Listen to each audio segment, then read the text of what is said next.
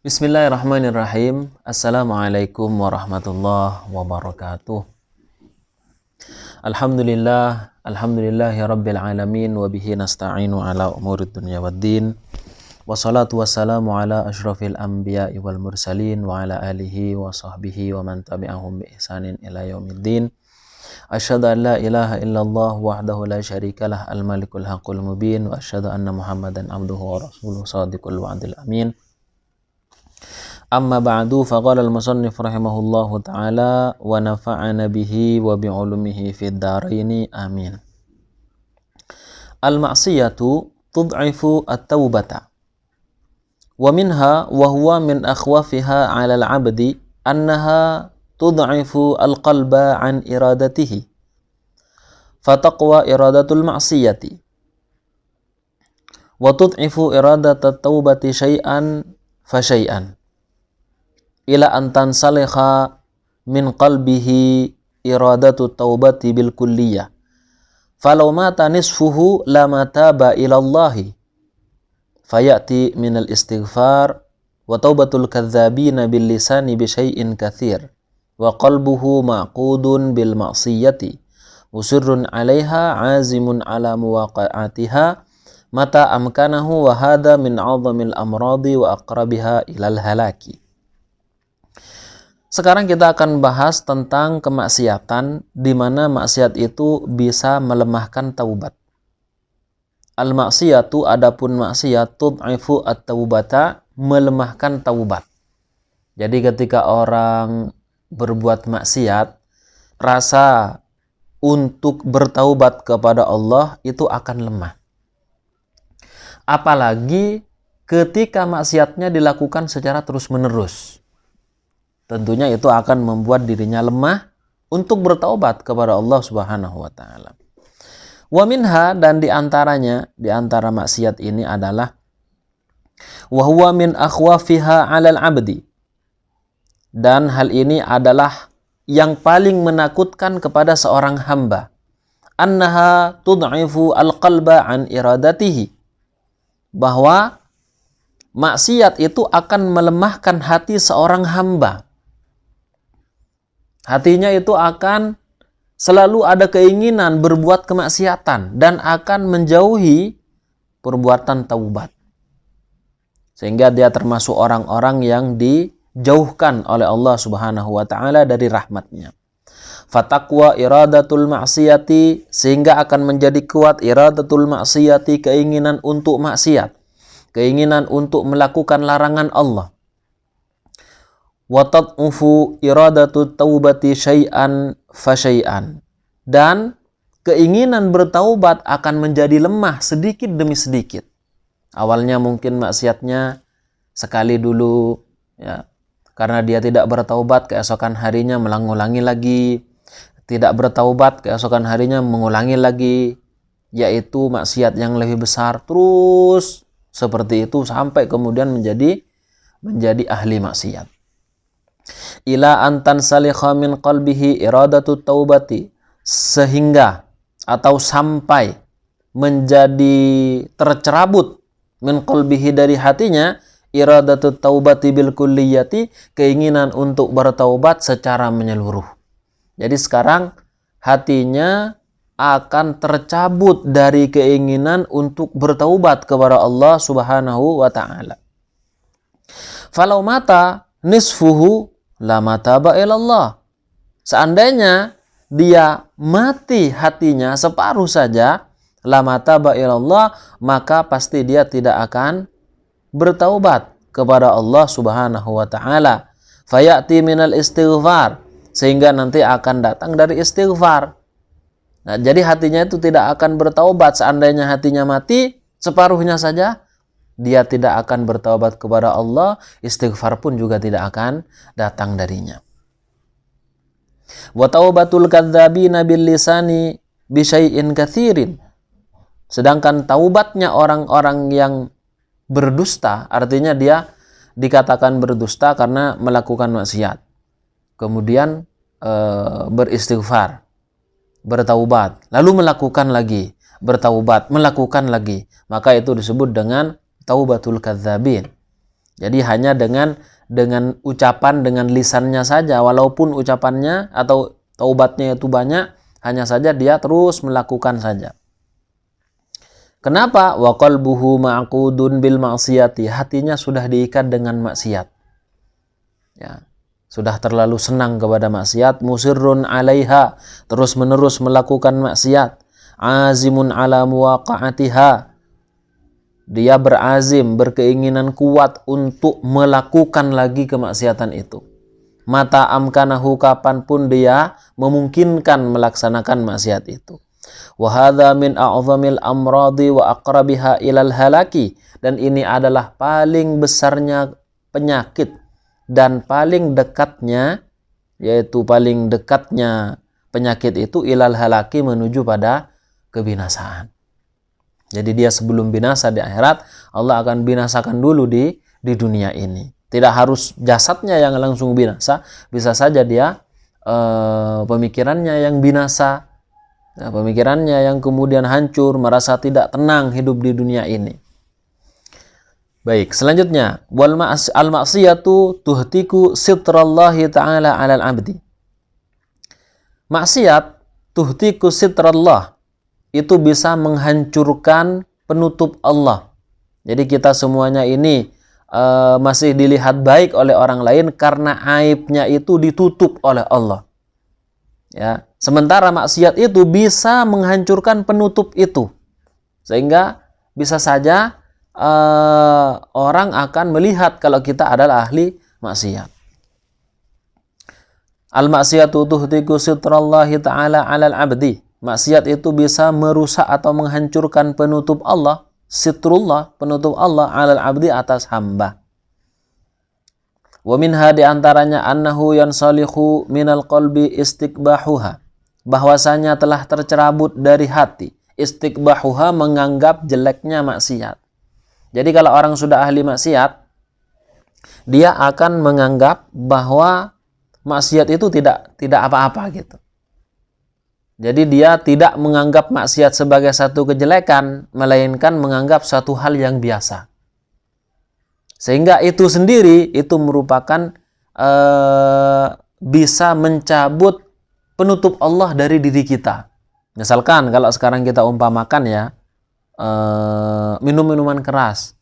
Di antara orang-orang itu ketika ditanyakan, gimana menurut Anda kalau ada orang minum minuman keras? Apa katanya? Ya biarkan saja, urusan dia sama Tuhannya. Ketika ada orang yang misalkan bergandengan tangan, berpacaran ya, yang masih muda-mudi, padahal belum halal. Ketika ditanyakan bagaimana? Ya wong namanya juga sudah saling suka sama suka, saling cinta, maka kita tidak boleh menghalanginya.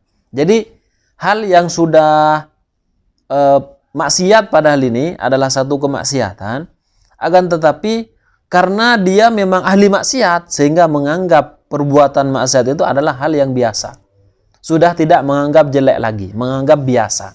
Bahkan bisa saja menganggap itu adalah hal yang bagus, seperti itu. Nah, tentunya ini adalah bertentangan dengan ketentuan syariat. Fatasiru lahu adatan, sehingga kemaksiatan akan menjadi kebiasaan, menjadi adatnya. Adat kebiasaan. Makanya ada orang yang memang kebiasaannya kemaksiatan, sampai-sampai kebiasaan adat ini, ya, kebiasaan maksiat ini dijadikan satu adat. Dijadikan satu adat. Fala yastakbihu min nafsihi ru'yatan nasilahu. Sehingga dia tidak menganggap jelek dari dirinya sendiri, ru'yatan nasilahu, melihatnya manusia pada dirinya. Jadi kalau dia sedang melakukan maksiat, dilihat oleh orang lain, dia tidak merasa jelek. Melakukan perbuatan nista, perbuatan dosa, dilihat oleh orang lain, dia merasa biasa saja. Makanya orang-orang yang kemudian berpacaran di tempat-tempat umum itu, di mana itu, di alun-alun misalnya, ya, di pinggir jalan, itu merasa biasa saja gitu. Walaupun dilihat orang. Bahkan misalkan ditegur oleh orang lain, dia tegur balik. Kenapa sampean kok ngurus saya? Ini kan antara saya dengan Tuhan saya. Seperti itu. Jadi dia merasa biasa saja. Wala kalamahum fihi, dan juga tidak melihat jelek ucapan-ucapan manusia tentang dirinya yang melakukan maksiat, biasa saja. Apapun yang dikatakan manusia terhadap dirinya, karena dia sudah melakukan perbuatan maksiat, sudah, dia biasa saja. Kenapa? Karena memang merupakan adat kebiasaannya melakukan maksiat itu, sehingga omongan manusia, nasihat manusia itu tidak digubris dan tidak dianggap sama sekali. Wa yusaddu alaihim tariqut taubah, dan akan ditutup atas dia tariqut taubati, jalan menuju taubat. Wa tughlaqu anhum abwabuha fil ghalibi, dan akan dikunci dari mereka abwabuha, pintu taubat, fil ghalibi, pada umumnya. Kama qala Nabi sallallahu alaihi wasallam, sebagaimana Rasulullah sallallahu alaihi wasallam bersabda, kullu ummati mu'afa illal mujahirun. Setiap umatku itu akan diampuni, akan dimaafkan, kecuali orang yang terang-terangan berbuat maksiat, tidak malu walaupun dibilangin oleh orang lain, diomongin oleh orang lain, dinasehati oleh orang lain, tidak malu. Wa inna minal ijhari, dan termasuk ijhar, menampakkan diri dalam kemaksiatan, an yasturallahu al-abada, bahwa Allah menutup seorang hamba, menutup aib seorang hamba, thumma yufdihu nafsahu, kemudian ketika di pagi hari dia membeberkan dirinya sendiri. Wa yaqulu, dan kemudian berkata, ya fulan, wahai fulan, amiltu yauma kadza wa kadza kadza wa kadza, wahai fulan, aku melakukan perbuatan ini dan itu di hari Senin misalnya. Fahataka nafsa, dia merusak dirinya sendiri. Wa qad bata yasturuhu rabbuh, padahal Allah telah menutup dirinya, menutup aibnya di malam hari tadi. Jadi Allah telah menutup aibnya, ternyata dia sendiri yang menampakkan aibnya ke hadapan manusia lainnya. Jadi seperti itu ya. Nah, ini makanya problem. Ketika dia berbuat maksiat, seharusnya dia menutup diri, bertaubat kepada Allah, tidak usah cerita sama orang lain. Namun yang kita temukan apa? Dia malah bangga cerita kemaksiatannya.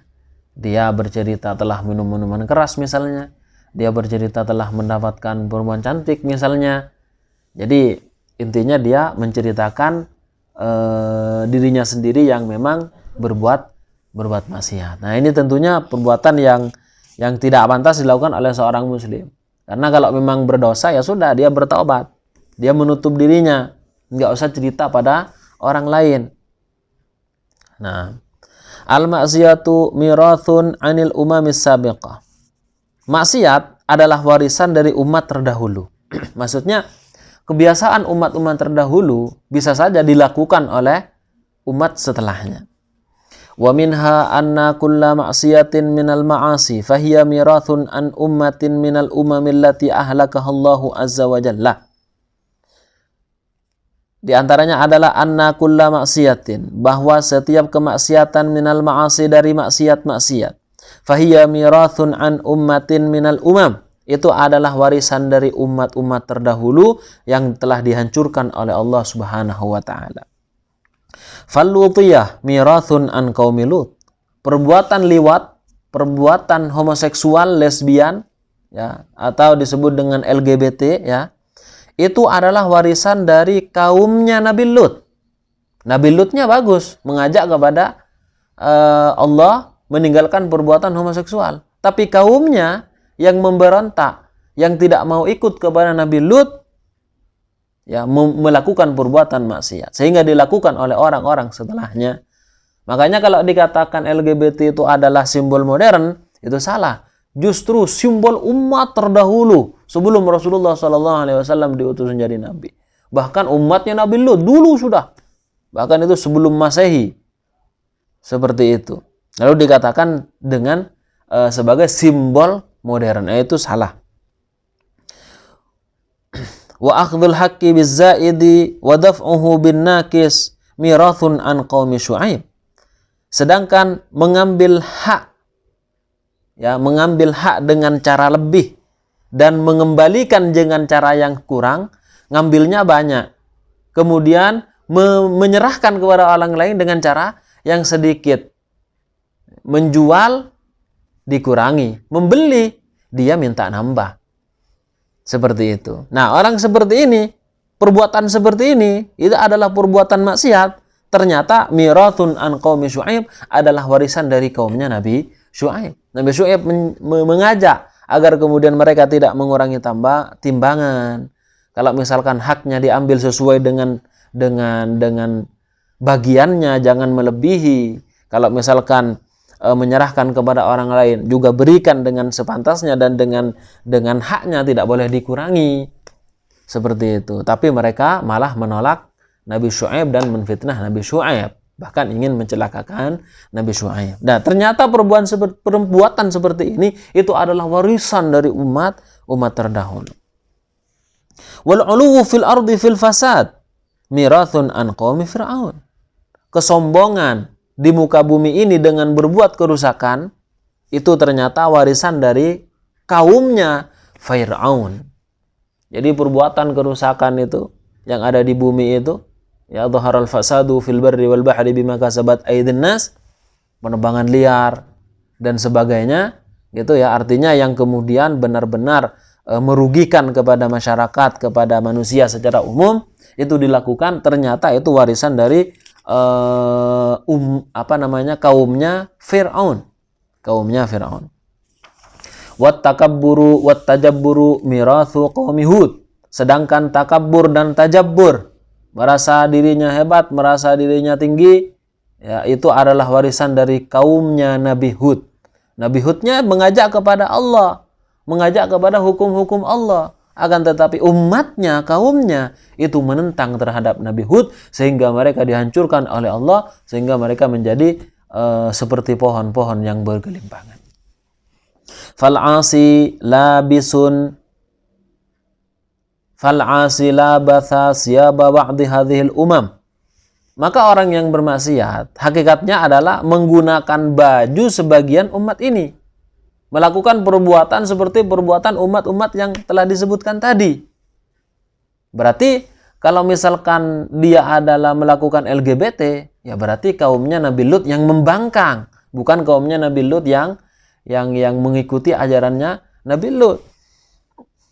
Wahum a'da'ullah, mereka lah musuh Allah Subhanahu wa ta'ala. Waqad rawa Abdullah bin Ahmad fi kitab az-zuhd li abihi an Malik bin Dinar qala auhallahu ila nabiyyin min anbiya'i bani Israel. Allah mewahyukan kepada nabi dari sebagian nabi-nabi Bani Israel. Qul li qaumika, katakan kepada kaummu wahai nabi, la yadkhulu madakhila a'da'i, janganlah kalian masuk ke tempat musuh-musuhku. Jangan kalian bersenda gurau dengan musuh-musuhku, berkumpul dengan musuh-musuhku, ya, ngobrol-ngobrol dengan musuh-musuhku, itu tidak boleh. Makanya kalau ada misalkan rumah atau tempat di mana di sana dilakukan perbuatan menentang Allah, apalagi ditempati oleh musuh-musuh Allah, kita tidak perlu untuk masuk ke dalam tempat itu, tidak perlu masuk ke rumah itu. Kenapa? Karena kalau misalkan Allah menurunkan azab, maka Allah tidak akan melihat itu orang baik atau tidak yang ada di sana. Semuanya kena semuanya. Seperti itu. Naam. Wala yalbisu malabisa a'da'i, dan janganlah menggunakan pakaiannya musuh-musuhku. Pakaian yang sudah menjadi style orang kafir, musuh dari Allah Subhanahu wa taala, itu tidak boleh kita pakai. Pakaian yang khusus mereka, misalkan pakaian khusus pendeta, maka kita tidak boleh menggunakannya. Pakaian khusus misalkan orang Yahudi, khusus orang Yahudi, itu kita tidak boleh memakainya juga. Pakaian khususnya orang Konghucu misalnya, kita tidak boleh memakainya. Jadi mereka punya pakaian sendiri, kita juga punya pakaian sendiri. Mereka punya style sendiri, kita juga punya style sendiri. Wala yarkabu marakiba a'da'i, dan janganlah menunggangi kendaraan musuhku. Wala yat'amu mata'ima a'da'i, dan janganlah kalian makan makanan musuhku. Apalagi makanan yang memang di sana tidak diperbolehkan di dalam Islam, makanannya haram, makanannya mengandung babi misalnya, jelas tidak boleh. Fayakunu a'da'i kama hum a'da'i. Sehingga apa? Kalau melakukan seperti larangan Allah ini, maka mereka juga akan menjadi musuhku, kata Allah, kama hum a'da'i, sebagaimana mereka juga menjadi musuhku. Jadi Allah juga akan memusuhi mereka. Wa fi musnad Ahmad, dan di dalam musnad Ahmad, min hadits Abdullah bin Umar anin Nabi sallallahu alaihi wasallam qaal, dari Nabi Muhammad sallallahu alaihi wasallam beliau bersabda, bu'ithtu bis-sayfi baina yaday sa'ah. Bu'ithtu, aku diutus bis-sayfi, dengan pedang. Ini merupakan simbol, ya, baina yaday sa'ah, di antara kedua tangan kiamat. Maksudnya adalah antara Rasulullah dengan kiamat itu sangat dekat sekali, sampai-sampai diumpamakan dengan di antara kedua tangan kiamat. Hatta yu'badallahu wahdahu la syarikalah, sampai atau sehingga Allah disembah, tidak disekutukan sama sekali. Jadi Rasulullah menggunakan simbol ini. Jadi mengajak dulu kepada Islam, ya, ketika tidak mau maka nanti dinasehati, maka nanti kalau misalkan sudah di Madinah itu ada diminta pajak, kalau tidak maka nanti akan ada peperangan. Waju'ila rizki tahta dhilli rumhi, dan dijadikan rizki saya tahta dhilli rumhi, di bawah bayang-bayang tombakku, kata Rasulullah. Jadi di sana ada ghanimah, ketika perang kita mendapatkan ghanimah, maka ghanimah itu halal untuk dikonsumsi. Waju'ila adzillatu was-sigharu ala man khalafa amri, dan telah dijadikan kehinaan, ya, kehinaan dan kekerdilan kepada orang yang menyelisihi perintahku. Wa man tashabbaha biqaumin fahuwa minhum, dan barang siapa yang menyerupai satu kaum, fahuwa minhum, maka dia termasuk di antara kaum tersebut. Makanya kebiasaan orang-orang kafir, orang-orang di luar Islam, itu tidak perlu untuk kita ikuti. Nah, al-ma'siyatu sababu hawanil 'asi 'ala Allah Ta'ala. Al-ma'siyatu, maksiat, sababu hawanil 'asi, adalah sebab kehinaan pelaku maksiat 'ala Allah Ta'ala, atas Allah Subhanahu wa Ta'ala. Wa minha annal ma'siyata sababun li hawanil 'abdi, bahwa maksiat merupakan sebab kehinaan seorang hamba 'ala rabbihi, di hadapan Tuhannya. Wa suqutihi an ainihi, dan terjatuhnya pelaku maksiat itu di hadapan, di pandangan Allah Subhanahu wa Ta'ala. Qala Al-Hasan Al-Basri, Al-Hasan Al-Basri mengatakan, hanu alaihi fa'asuh, hanu alaihi fa'asuh, walau azzu alaihi la'asamahum. Hanu alaihi, mereka menghinanya, sehingga akhirnya fa'asuhu, mereka bermaksiat kepadanya. Walau azzu alaihi, seandainya mereka memuliakannya, la'asamahum, maka Allah akan menjaga mereka. Jadi awalnya seperti itu. Wa idza hanal 'abdu 'ala rabbih, ketika seorang hamba telah menghina kepada Tuhannya, kepada Allah Subhanahu wa Ta'ala, lam yukrimhu ahadun, maka seseorang tidak akan menghormatinya. Seorang pun tidak akan menghormati dia. Dia akan menjadi terhina karena dia telah terhina di hadapan Allah Subhanahu wa Ta'ala. Kama qala Allah Ta'ala, wa may yuhinillahu fama lahu min mukrimin. Ketika dan barang siapa yang telah Allah hinakan, maka tidak ada satupun orang yang akan memuliakan. Wa in 'azzamahumun nas fi dhahir li hajatihim ilaihim.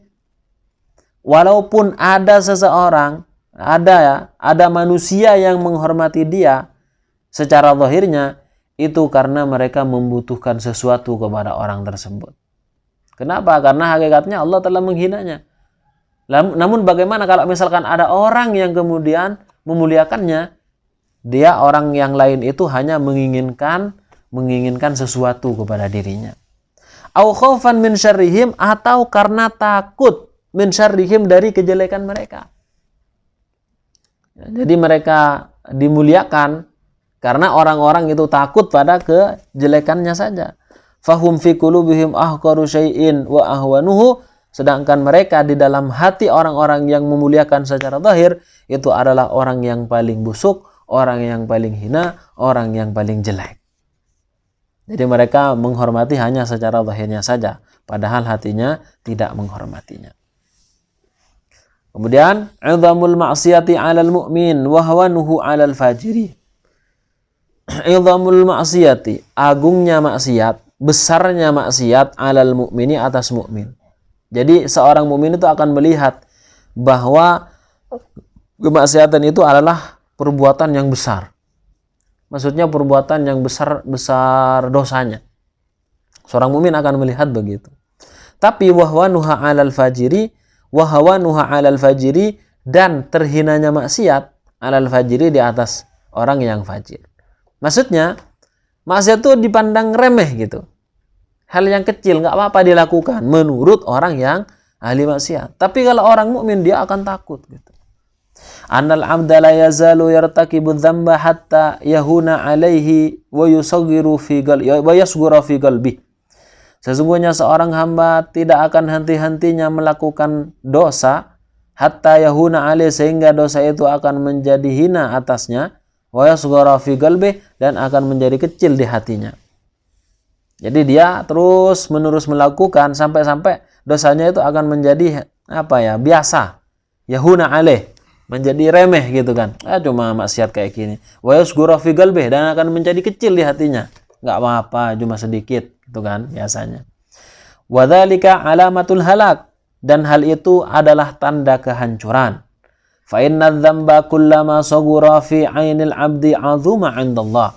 Karena sesungguhnya dosa setiap kali mengecil di pandangan seorang hamba, 'azuma 'indallah, maka akan menjadi besar di hadapan Allah. Waqad dzakara al-Bukhari, sungguh telah menyebutkan Al-Bukhari fi sahihihi an Ibnu Mas'udin qal. Beliau berkata, innal mu'mina yara dzunubahu ka'annahu fi asli jabalin. Sesungguhnya seorang mukmin melihat dosanya berada di puncak gunung. Yakhafu an yaqa'a alaihi, di mana dia takut akan terjatuh padanya. Dosanya besar sekali, dosanya agung sekali. Orang mukmin akan melihat seperti itu, dosa saya sangat besar, seakan-akan menimpa dirinya, jatuh pada dirinya. Jadi seorang mukmin akan melihat seperti itu. Namun wa innal fajira, sesungguhnya orang yang fajir, yara dzunubahu kadzubabin waqa'a ala anfihi, dia melihat dosanya seperti lalat, di mana lalat itu hinggap di hidungnya. Faqala bihi hakadha, kemudian dia menghalau dengan tangannya, fatara, lalu lalat tersebut terbang.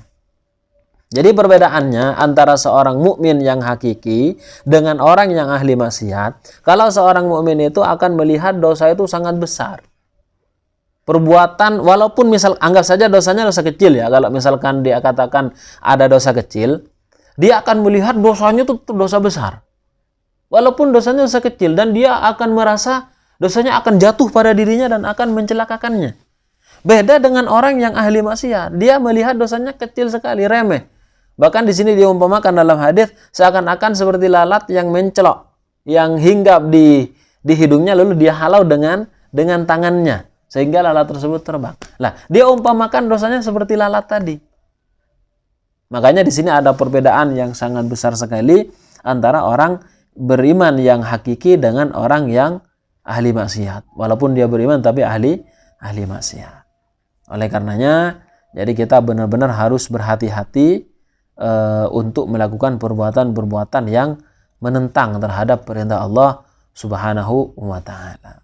Baik, ini saja yang bisa kita bahas pada kesempatan kali ini. Insyaallah kita lanjutkan di pertemuan yang akan datang. Subhanakallahumma bihamdik, asyhadu an la ilaha illa anta, astaghfiruka wa atubu ilaik.